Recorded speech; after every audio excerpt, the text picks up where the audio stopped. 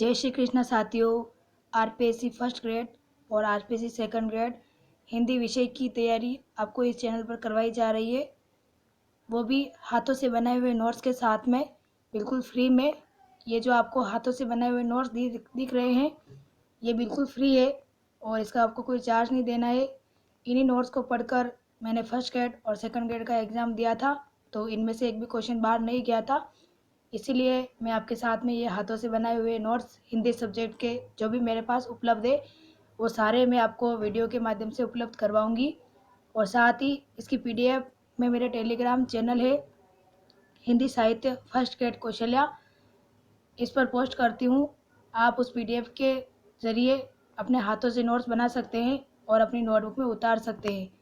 अगर आप इस चैनल पर पहली बार आए हैं तो चैनल को सब्सक्राइब करें और बेल आइकन को प्रेस करें, ताकि मेरी हर आने वाली वीडियो का नोटिफिकेशन सबसे पहले आप तक पहुंच सके। इसी श्रृंखला में मैंने सबसे पहले हिंदी साहित्य का इतिहास शुरू किया है, जिसमें आदिकाल हम पढ़ चुके थे और हमारा भक्तिकाल चल रहा था।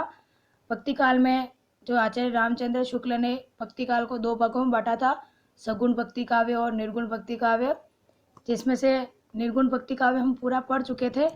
फिर आचार्य शुक्ल ने निर्गुण भक्ति काव्य को भी दो भागों में बांटा था, निर्गुण प्रेम काव्य मार्ग धारा और निर्गुण ज्ञान मार्ग की काव्य धारा।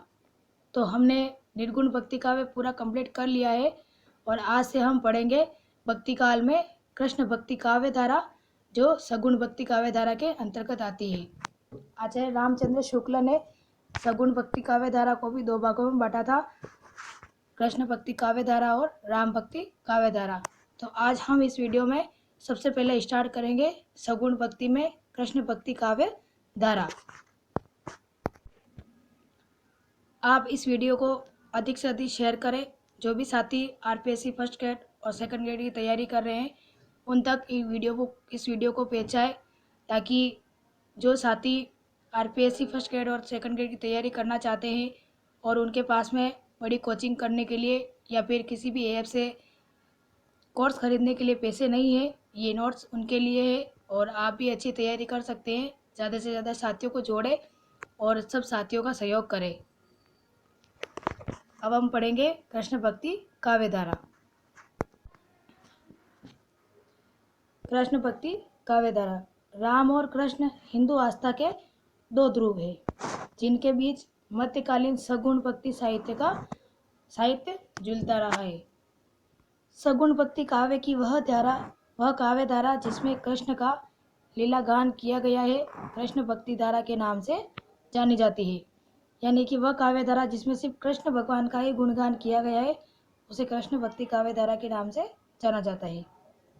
कृष्ण भारतीय पुराण और इतिहास में सर्वाधिक वर्णित रहते हैं।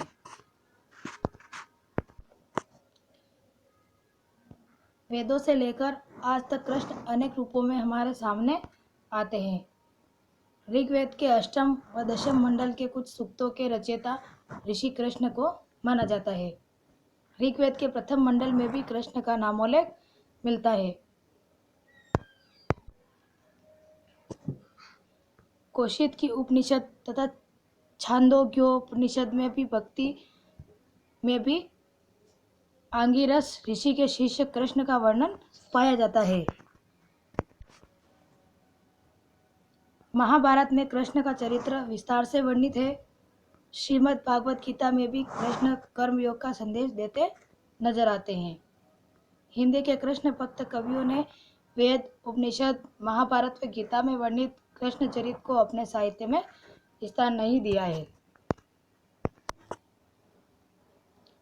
हिंदी कृष्ण काव्य का आधार ग्रंथ श्रीमद् भागवत पुराण को जाना जाता है।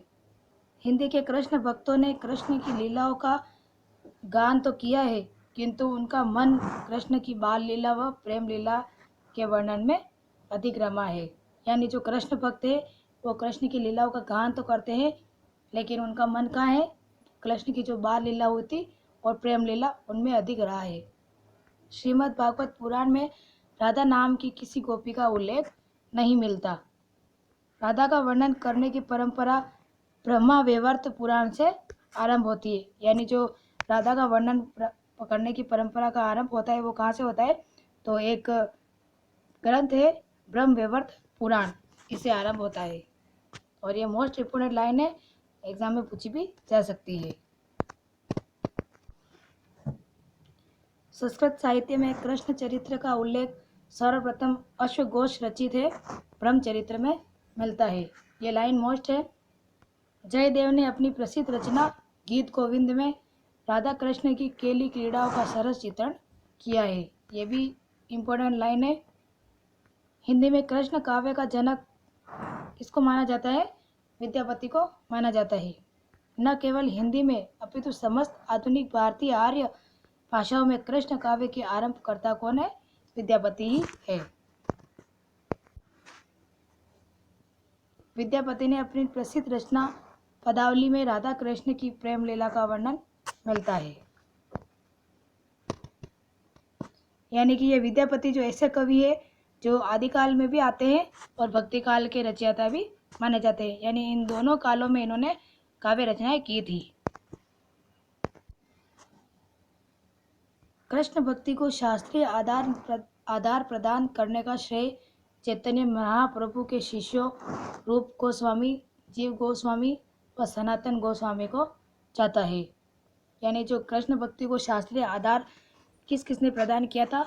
तो चैतन्य महाप्रभु जी के कितने शिष्य थे? 4 शिष्य थे। रूप गोस्वामी, जीव गोस्वामी, सनातन गोस्वामी, सॉरी ये 3 ही है। तो इन तीनों ने शास्त्रीय आधार प्रदान किया था। रूप गोस्वामी ने उज्ज्वल नीलमणि, हरिभक्ति, रसामृत, सिंधु की रचना की।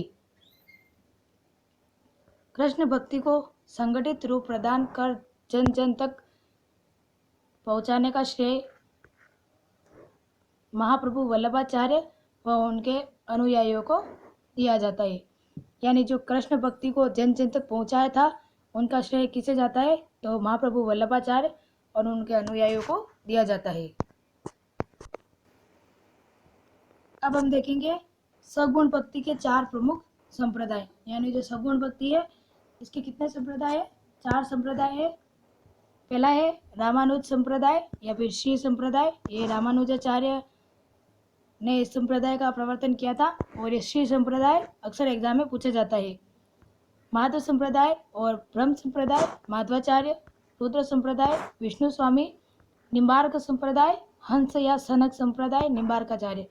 और ये 4 ही फर्स्ट ग्रेड एग्जाम में पूछे गए थे अभी भी और पहले भी पूछे गए थे, क्योंकि ये मिलान में पूछा जा सकता है कि किस संप्रदाय का प्रवर्तन किसने किया था। ये देखिए, ये फर्स्ट ग्रेड 2020 में पूछा गया क्वेश्चन है कि कृष्ण भक्ति काव्य से संबंधित कौन सा कथन गलत है, ये पूछा गया था। भगवत कृपा की प्राप्ति के लिए सूर की भक्ति पद्धति में अनुग्रह का प्राधान्य है, ये बिल्कुल सही है। नंददास ने भंवर गीत नामक ग्रंथों की रचना की थी। सक्की संप्रदाय का प्रवर्तन स्वामी हरिदास द्वारा किया गया। ये तीनों ही ग्रंथ सही थे, सॉरी तीनों ही ये टॉपिक ये जो भी है ये सही थे और एक इसमें गलत था। तो क्वेश्चन ऐसा पूछा गया था कि कृष्ण भक्ति काव्य धारा के बारे में कौन सा कथन गलत है। आपको आरपीएससी एग्जाम देने जाओ तब आपको क्वेश्चन अच्छे से पढ़ना है और ये ध्यान रखना है कि क्वेश्चन क्या पूछा गया है, नहीं है और है का आपको अक्सर ध्यान रखना है। क्योंकि अक्सर क्या होता है कि क्वेश्चन तो पूरा पढ़ते नहीं है और फिर गलत कर देते हैं और बाद में पता चलता है कि हमारा क्वेश्चन गलत हो गया था। इसलिए आपको आरपीएससी में जो भी एग्ज़ाम देने जाओ तो उस क्वेश्चन को पहले अच्छे से पढ़ना है, फिर बाद में उसका आंसर देना है। अब ये देखिए कृष्ण भक्ति के प्रमुख संप्रदाय। पहले हमने सगुण भक्ति के संप्रदाय देखे थे, जो आचार्य रामचंद्र शुक्ल ने भक्ति काल को 2 भागों में बांटा था, निर्गुण भक्ति काव्य धारा और सगुण भक्ति काव्य धारा। तो हमने सगुण भक्ति के जो संप्रदाय थे वो देखे थे 4 और कृष्ण भक्ति के संप्रदाय के जो है वो कितने हैं? 5 है।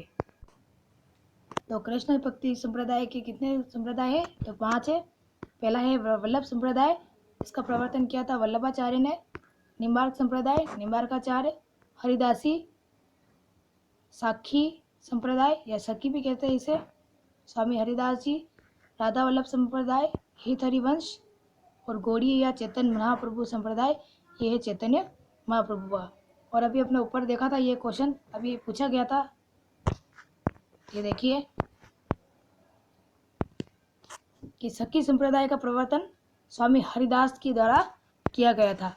और इसमें भी ये देखिए कि हरिदासी साकी संप्रदाय और सखी, इसे सखी भी कहते हैं, साकी भी कहते हैं और हरिदासी भी कहते हैं। इनका प्रवर्तन किसने किया था? तो स्वामी हरिदास जी ने किया था। तो ये आपको मिलान में भी पूछा जा सकता है और किसका प्रवर्तन किसने किया ये भी क्वेश्चन पूछा जा सकता है, तो आप इनको अच्छे से याद रखना। तो ये थी आपकी आज की क्लास। अब हम आगे से फिर आगे पढ़ेंगे, कल की क्लास में पढ़ेंगे ये वल्लभ संप्रदाय व उसके प्रमुख कवि है। तो ये बहुत ज़्यादा लंबा है, इसीलिए बहुत ज़्यादा बड़ा वीडियो हो जाएगा। तो आप ये इनको रिवीजन करना और मैं पीडीएफ टेलीग्राम पर पोस्ट कर दूंगी, फिर आप वहाँ से नोट्स बना सकते हैं। और देखिए आप नोट्स साथ के साथ बनाते जाइए। आप पहले यहाँ पे वीडियो देखिए और इस वीडियो को समझिए। समझ में नहीं आए, कोई परेशानी हो तो कमेंट बॉक्स में कमेंट करिए, मैं आपको बताऊंगी। और आपको वीडियो कैसे लगा ये मुझे कमेंट बॉक्स में ज़रूर बताएं। और वीडियो बहुत सारे देखते हैं लेकिन लाइक नहीं करते हैं, तो आप लाइक करें, क्योंकि आपका एक लाइक मुझे मोटिवेट करता है और मेरा हौसला बढ़ाता है कि आपको वीडियो पसंद आ रहा है। तो वीडियो को लाइक ना करना ना भूलें। और जब भी आपको टाइम मिले तो आप अकेले में सुने इस वीडियो को। क्लास में जो भी ले रही हूँ उन क्लासों को आप अकेले में सुने, आपके कान में एयरफोन लगा के सुने और अच्छे से एकांत में सुने और पूरा वीडियो सुने। जब आपको टाइम मिले तब सुने। ऐसा नहीं कि आप आधा वीडियो अभी सुन लिया आधा बाद में सुनेंगे, ऐसे सुनेंगे ऐसे पढ़ाई करेंगे तो शायद आपकी अच्छी तैयारी नहीं हो पाएगी। अगर आपको अच्छी तैयारी करनी है, आरपीएससी में सिलेक्शन लेना है, तो अच्छे से बैठ के और ध्यान आकर्षित करके पढ़ाई करें।